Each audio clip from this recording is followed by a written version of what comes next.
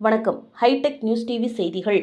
வருகின்ற சட்டமன்ற தேர்தலை முன்னிட்டு சிவகாசி சட்டமன்ற தொகுதியில் முன்னாள் அமைச்சர் ராஜேந்திர பாலாஜி அவர்கள் தனது பிரச்சாரத்தை துவக்கினார். சிவகாசி சட்டமன்ற தொகுதியில் அதிமுக சார்பில் போட்டியிடும் முன்னாள் அமைச்சர் ராஜேந்திர பாலாஜி அவர்கள் சிவகாசியில் உள்ள மறைந்த தலைவர்களான பெரியார், அண்ணா, காமராசர், அம்பேத்கர், வ.உ. சிதம்பரம் பிள்ளை உள்ளிட்ட திருவுருவ சிலைகளுக்கு மலர் மாலை அணிவித்து மரியாதை செலுத்தி தனது பிரச்சாரத்தை துவக்கினார். அப்போது அவருக்கு கட்சி தொண்டர்கள் உற்சாக வரவேற்பு அளித்தனர். பிரச்சாரத்தின் போது பேசிய அவர் தெரிவித்திருப்பதாவது, தான் 10 ஆண்டுகளாக அமைச்சராக பணியாற்றிய போது செய்த சாதனைகள் தான் இன்றைக்கும் நடைமுறையில் உள்ளது.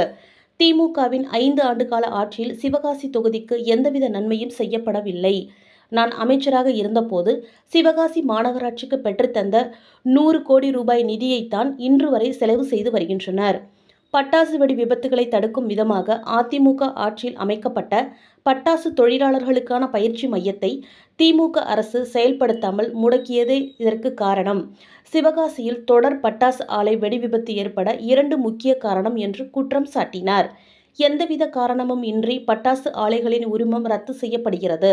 இதனால் தொழிலாளர்களின் வாழ்வாதாரம் பாதிக்கப்படுகிறது.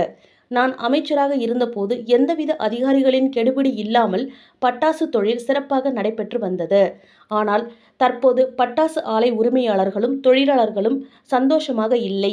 மின்கட்டணம், சொத்து வரி, வீட்டு வரி உயர்வு உள்ளிட்ட அனைத்து விலைவாசிகளையும் கடுமையாக விலையேற்றம் செய்துவிட்டு மக்களுக்கு எந்த நன்மையும் செய்யாத ஆட்சி திமுக ஆட்சி.